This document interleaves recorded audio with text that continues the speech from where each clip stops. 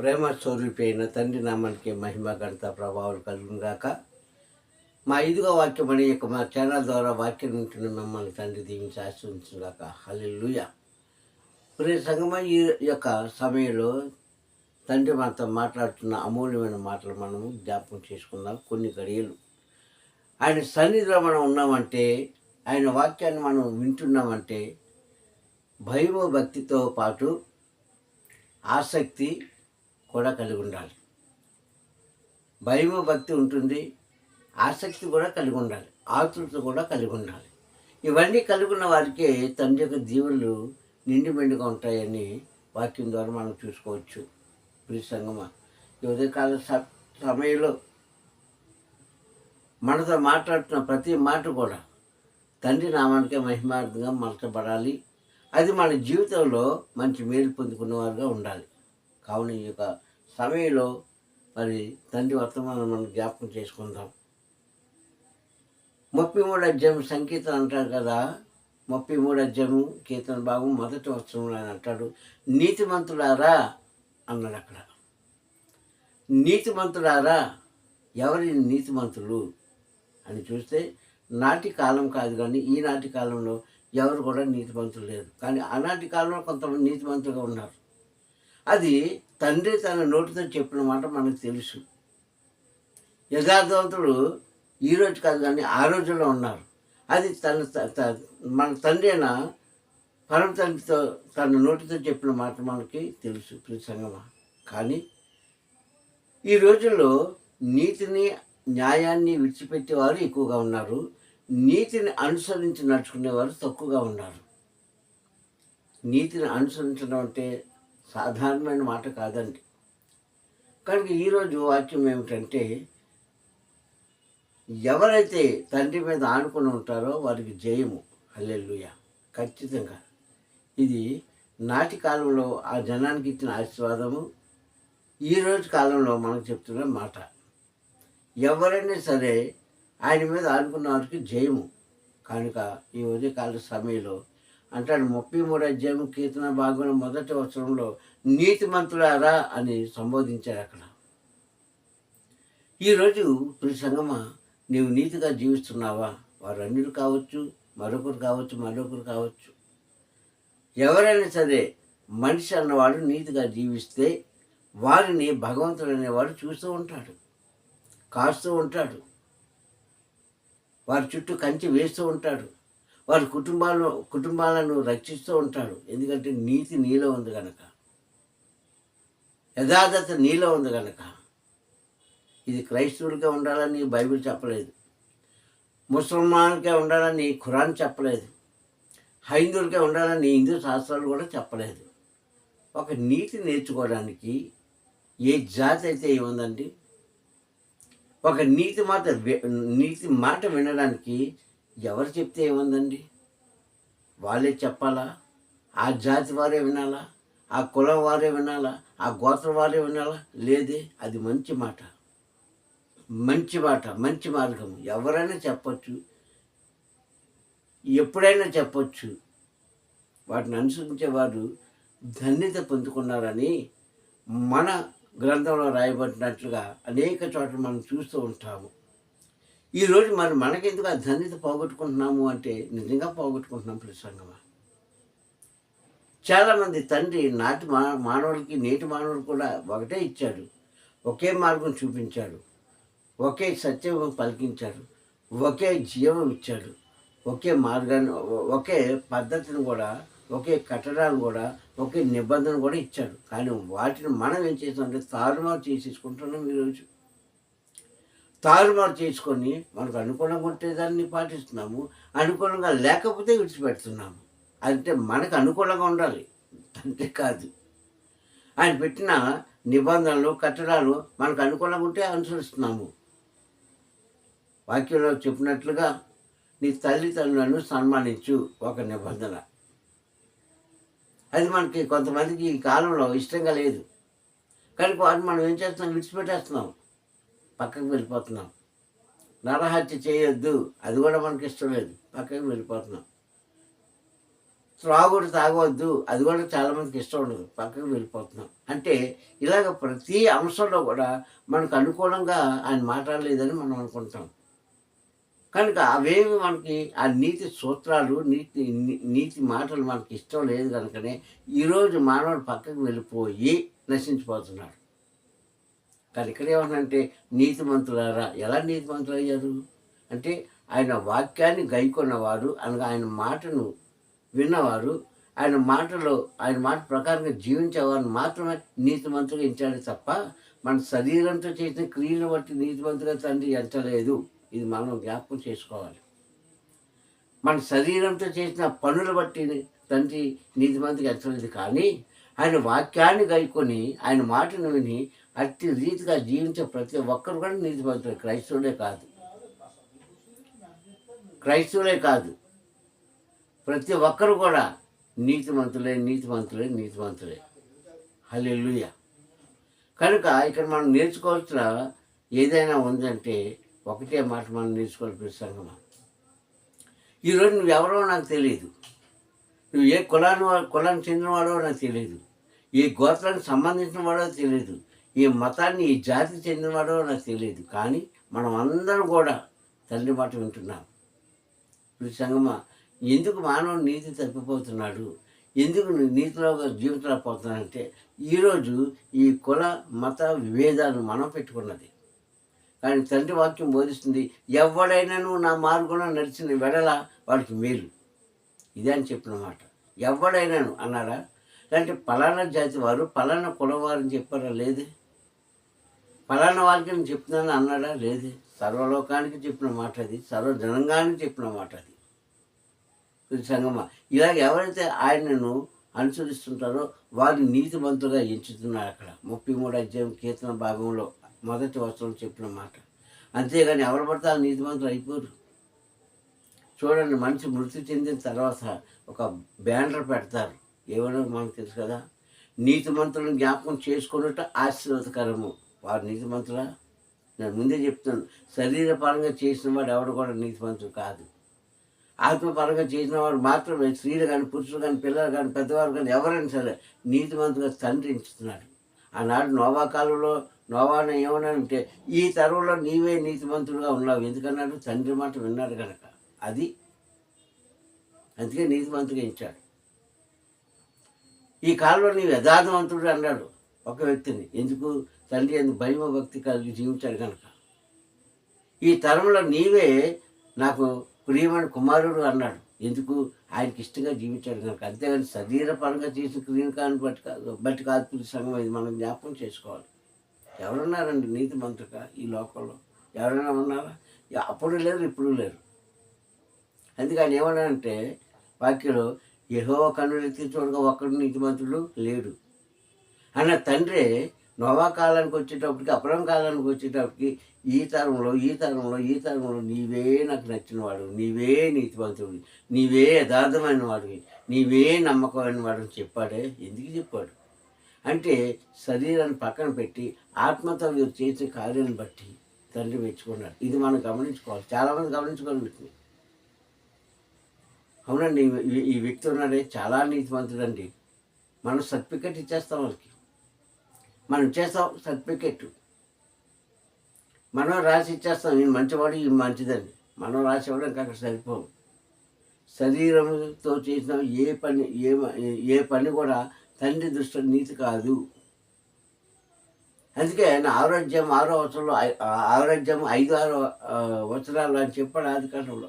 మనిషి పుట్టుక దగ్గర నుంచి కూడా గుణం మంచిది కాదు, చెడ్డ బుద్ధి కలిగిన వాడు, చెడ్డ తలంపులు కలిగిన వాడని ఆదికాండం 5-6 వచనాలు అని చెప్పిన మాట మనం జ్ఞాపకం చేయాలి. కనుక నాటి నుంచి నేటి వరకు కూడా మనిషి ఎవరు కూడా నీతిమంతుడు కాదు. మరి ఎలా నీతిమంతులు అయ్యారు? ముందు చెప్పుకున్నట్లుగా ఆయనకి ఇష్టమైన పనులు చేసి, ఆయనకు భయపడి లోబడి జీవించి యథార్థమైన హృదయంతో జీవించిన వాడు మాత్రమే నీతిమంతుగా ఇక్కడ ఎంచబడ్డారు.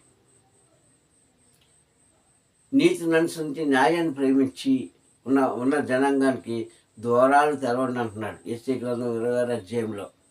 యెషయా గ్రంథం 26వ అధ్యాయము 2-3 వచనాలు చూసుకుంటే, న్యాయం అనుసరించి నీతిని అనుసరించి నడుచుకున్న జనాంగానికి మీరు ద్వారాలు తెరవండి అని చెప్తున్నాడు అక్కడ. ఎందుకంటే 2వ వచనం అంటాడు, ఎవడైతే తండ్రి మీద ఆనుకుని ఉంటాడో వారు పూర్ణ హృదయం గలవాడును, వారికి కార్యములు మిన్నగా చేస్తాను అని చెప్పిన మాట మనం జ్ఞాపకం చేసుకోవాలి. ఎవరైతే ఆయన మీద ఆనుకుని ఉంటాడో, ఎవరైతే ఆయన యథార్థవంతం ఎంచుతాడో వారే ధన్యులు. వారిని పూర్ణ శాంతి గలవారు గాను, ఆయన మాటను గైకొన్నవారు గాను చేస్తాడు. ఆనుకోవడం అంటే చిన్న మాట కాదండి. ఆనుకోవడం అంటే చిన్న మాట కాదు. అంటే పూర్తిగా ఆయన మీద బేస్ అయిపోవడం అన్ని విషయాలు కూడా. కానీ మనం అలా చేయము ఈరోజు ప్రతి సంగమా. అలా మనం చేయలేకపోతున్నాము. ఎవరి మనసు అయితే ఆయన మీద ఆనుకుని ఉంటుందో వాడు పూర్ణ శాంతి గలవాడుగా ఎంచుతాను అంటాడు అక్కడ. వారి కార్యాలు అన్నీ చేస్తాడు అంటాడు. వారు యథార్థవంతులు అంటాడు. వారి యొక్క నోటి నుంచి వచ్చే ప్రతి మాట నేను అవును అనగా ఆమేన్ అంటాడు. అలా ఉన్నవారు ఎవరు? ఆ కాలంలో కొంతమంది ఉన్నారు. ఏమో ఈ కాలంలో ఎక్కడున్నారో మనకు తెలియదు. ఆ కాలంలో కొంతమంది ఉన్నారండి. యథార్థంగా ప్రార్థన చేశాడు కన్నీరు పర్వతం మీద ఏలియా గారు. కార్యం జరిగింది కదా వెంటనే. యథార్థంగా ప్రార్థన చేశాడు మళ్ళీ అదే ఏలియా గారు. నేనే నిజమైన దైవజనుడు అయితే అగ్ని వచ్చి మిమ్మల్ని కాల్చుగా అంటాడు 2 రాజులు 7వ అధ్యాయంలో. 2 రాజులు 7వ అధ్యాయంలో అంటాడు, నేనే నిజమైన దైవ సేవకుని అయితే అగ్ని వచ్చి మిమ్మల్ని కాల్చును కాక అంటాడు. అయిపోయింది అక్కడ. ఎందుకు యథార్థంగా ఉన్నాడు కనుక, ఆయన మీద ఆనుకుని ఉన్నాడు కనుక అన్ని విషయాలు కూడా అనుకుందాం. ఆ రోజుల వారికి కూడా కుటుంబాలు ఉండొచ్చు, బంధుమిత్రులు ఉండొచ్చు, అన్నదమ్ములు ఉండొచ్చు. వారిని అందరూ విడిచిపెట్టి తండ్రి మీద మాత్రమే అనుకున్నారు కనుక వారి నోటి నుంచి వచ్చిన ప్రతి మాట అధ్యయం కలిగింది. వారు చేయిందంతా కూడా సఫలమైందని కీర్తన భాగం 1వ అధ్యాయం 2వ వచనంలో మనం చూసుకుంటాం.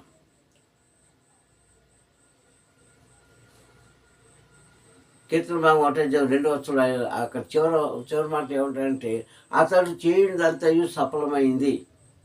అదే మాట ఇక్కడ కూడా చెప్పాడు యేసయ్య గ్రంథంలో. ఎవరి మనసు అయితే ఆయన మీద ఆనుకుని ఉంటుందో వారి పూర్ణ శాంతం కలిగి వారు చేయిందంతా కూడా సఫలమవుతుంది అంటారు. కావున ప్రతి సంఘం ఆనుకోవడం అంటే చిన్న మాట కాదు. ఈ కాలంలో ఈ తరంలో చాలామంది ఆయన మీద ఆనుకోలేకపోతున్నారు. ఎందుకంటే కుటుంబ సమస్యలు, అప్పుల సమస్యలు, అనారోగ్య సమస్యలు, భార్యాభర్తల సమస్యలు, బిడ్డల సమస్యలు, ఇలా ఒకటి కాదండి, కొన్ని వేల సమస్యలు మనుషులను పట్టుకొని పీడిస్తున్నాయి. ఎవరినైనా సరే, నన్నే కాదు ఎవరినైనా సరే ఈ సమస్యలు మనలో ఉన్నప్పుడు మనం ఆయన మీద పూర్తిగా బేస్ అవ్వలేకపోతున్నాం, అనుకోలేకపోతున్నాం ప్రసంగం. కానీ నాటి మనుషులు అలా కాదండి. కొంతమంది, అందరూ కాదు, కొంతమంది అన్నీ విడిచిపెట్టుకున్నారు. ఆయన మాట మీద మాత్రమే ఆనుకొని ఉన్నారు, అనుసరించారు కనుక వారి నోట్ల నుంచి వచ్చిన ప్రతి మాట కూడా ఆయన అవునన్నాడు. నోవనన్నాడు కదా, ఈ తరంలో నీవే నీతిమంతుడివి. ఎందుకన్నారు? శరీరాన్ని బట్టి కాదు, ఆయన శరీరం క్రియలతో చేసిన పనులు బట్టి కాదు, తన ఆత్మను బట్టి, ఆత్మలో ఆయనకు గౌరవించారు కనుక, తండ్రి మాట విన్నాడు కనుక నీతిమంతుడు. ఈరోజు కూడా అదే మనకు వర్తిస్తుంది. ఎవరైతే ఆయన వాక్యాన్ని గైకొంటారో, ఆయన మాటను అనుసరిస్తారో వారిని మాత్రమే నీతిమంతుగా ఎంచుతారు తప్ప అందరినీ కాదు. ఎందుకంటే మానవ జీవితమే ప్రారంభం నుంచి ఇంతవరకు కూడా పాపపూరితమైనది. పాపంలో ఉన్నవారిని, పాపంలో జన్మించిన వారిని, పాపంతోనే మనం పుట్టిన వారిని, పాపంతోనే గర్వం ధరించిందని యేసయ్య గ్రంథం ఉంది. ఈ సంగమ పాపము జీవితమే ఈ శరీరం. కానీ మనం ఆయన మీద, ఆయన మాట మీద, ఆయన మార్గంలో నడిస్తే వారిని మాత్రమే నీతిమంతులుగా ఎంచాలి. ఇది మాత్రం జ్ఞాపకం చేసుకోండి. అంతేగాని పెద్ద బ్యానర్ పెడితే మనం నీతిమంతులు అయిపోవు. లేదంటే ఎవరో నేను పొగిడితే నీతిమంతులు అయిపోవు, ఎవరో నేను మెచ్చుకుంటే నీతిమంతురాలుగా అయిపోవు. మనిషి ఎప్పుడు కూడా అవినీతిమంతుడు. నువ్వు ఎంత భక్తిపరురాలు కావచ్చు, భక్తిపరుడు కావచ్చు, లేదంటే ఎంతకాలం నుంచి దైవ సన్నిధిలో నువ్వు ఉండొచ్చు, కానీ మనిషి ఎప్పుడు కూడా నీతిమంతుడు కాదు. కానీ ఆయన మాట మీద ఆడుకున్న ప్రతి ఒక్కరు కూడా నీతిమంతులే. ఆరోగ్యం అంటాడు మత్తయి సువార్తలో 31 కాబట్టి మీరు మొదటగా ఆయన నీతిని రాజ్యాన్ని వెతకండి అంటాడు మెస్సీ గారు. ఎక్కడుంది? ఎక్కడుంది ఆ నీతి రాజ్యము? భూమి మీద ఉంది, ఎక్కడో లేదండి. ఆయన నీతిని అంటే ఆయన వాక్యాన్ని చేపట్టుకొని ఆయన రాజ్యంలో ప్రవేశించడానికి మనకి ఏదైతే కట్టడాలు పెట్టాడో, ఏదైతే నిబంధనలు పెట్టాడో అది పాటిస్తే మీరు ధన్యుడు అనే మాటకు అర్థం. అంత ధన్యత మనకుందా ఈరోజు? కానీ అయినా మనకు అవకాశం ఇస్తున్నాడు అని తండ్రి. అందుకే ఎవరైతే ఆయన మీద ఇలా ఆడుకుంటారో వారి యొక్క హృదయము పరిపూర్ణంగా ఉండి సంపూర్ణంగా ఉండి వారు చేయిందంతా కూడా సఫలమవుతుందని తండ్రి మాట్లాడుతున్నప్పుడు సంగమా.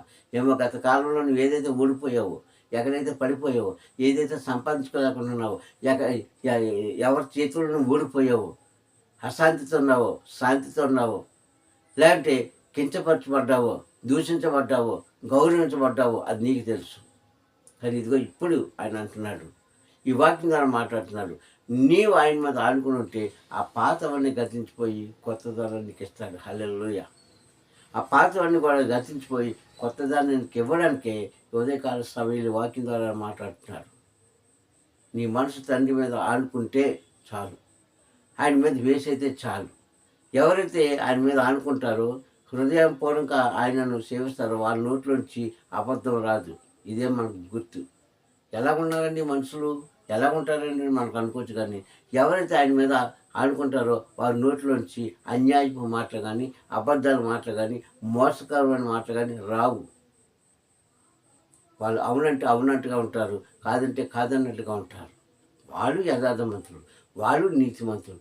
వారు ఆయన మీద ఆడుకున్న మనుషులను మనం గ్రహించవచ్చు. ఒకవేళ మనం మనుషులను మెప్పించాలని మనం అలా కానీ చేసి ఉంటే అది మనకి దోషమే కానీ మోసమే కానీ ఫలితం ఇవ్వదు. అది మనం జ్ఞాపకం చేసుకోవాలి. కనుక ఆయన మీద ఆనపెట్టుకొని మనం ఎప్పుడు కూడా అవినీతిలాగా జీవించకూడదు. అది మనకే కాదు, మన కుటుంబాలు కూడా అది శ్రేయస్కరం కాదు. కనుకనే ఆయన మీద ఆనుకున్న ప్రతి ఒక్కరికి కూడా, ఆయన నామాన్ని గమనించుకున్న వారందరికీ, ఆయన వాక్యాన్ని గ్రహించుకున్న వారందరూ కూడా, ఆయనను స్తుతించిన వారందరూ కూడా మేలుతో నింపబడతారు, ఎవరైనా సరే. ఇది ఈరోజు ఇచ్చిన వాక్యాంశం. కావున ప్రతి సంగమా, వాక్యం వింటున్న మీరు కూడా ఒకవేళ యథార్థత మీలో తప్పుకుంటే దయచేసి ప్రార్థన చేసుకోండి. నేను గత జీవితంలో నేను ఎలాగున్నాను, ఇప్పుడు ఎలాగున్నాను, ఆ గత జీవితంలో నాకు నీవు ఇచ్చిన ఆశీర్వాదం పోగొట్టుకున్నానే, తిరిగి నాకు దయచేసి ప్రార్థించే, పశ్చాత్తాపంతో ప్రార్థించే, కన్నీటితో ప్రార్థించే, యథార్థంగా ప్రార్థించే, తిరిగి నీకు ఆ ఆశీర్వాదం ఇస్తాడు. అంతేగాని నోవకాలంలో నోవా నీతిమంతుడుగాను, మోసే కాలంలో మోసే నమ్మకమైన వాడుగాను, దావీదు కాలంలో నా ఇష్టమైన ప్రియుడుగాను అన్నది మాత్రం వాళ్ళు అయిపోలేదు. వాళ్ళు కొన్ని విడిచిపెట్టుకున్నారండి, కొన్ని మానుకున్నారండి, కొంత తండ్రి కోసం త్యాగం చేశారండి. కొన్ని విషయాల్లో వారు లోకాన్ని అసహించుకున్నారు. కనుకనే వారు నీతిమంతులుగా ఎంచబడ్డారు, యథార్థవంతులుగా ఎంచబడ్డారు. వారి తండ్రి మీద ఆనుకున్నారు. కనుకనే వారు ఈ రోజుని వారి యొక్క పేర్లు, వారి జీవిత చరిత్ర మనం ఈ లేఖనాల్లో చూసుకోగలుగుతున్నాం. ఇది సత్యము, ఇది యథార్థమైన మాట. ఇది నమ్మిన వారందరూ కూడా తండ్రి చేత ఆశీర్వదించబడుతుంది కాక. ఆమేన్, హల్లెలూయా. కావున మనం ఎప్పుడు కూడా తండ్రికి లోబడిన వారు అంటే, ఇప్పుడు కనుక సమయం ఉంచిపోలేదు, గతంలో ఎలా ఉన్నా విడిచిపెట్టే, ఇక్కడి నుంచైనా నీ తండ్రి మీద నిజంగా ఆనుకొని ఉంటే, నిజంగా ఆయన మీద బేస్ అయిపోతే, నిజంగా ఆయన మాట మీద నీవు నమ్మకం కలిగి ఉంటే, ఇక్కడి నుంచైనా నీ జీవితాన్ని మార్చుకో. ప్రతి సంగమా, ప్రతి సహోదరుడా, చిన్నవారేమి పెద్దవారేమి ఎవరి మాటలు వింటున్నారో నాకు తెలియదు. ప్రతి ఒక్కరు కూడా చెప్తున్న మాట ఏంటంటే, నీవు ఆయన మీద పూర్తిగా అనుకుని ఉంటే నీకు అంతా జయమే, అంతా జయమే.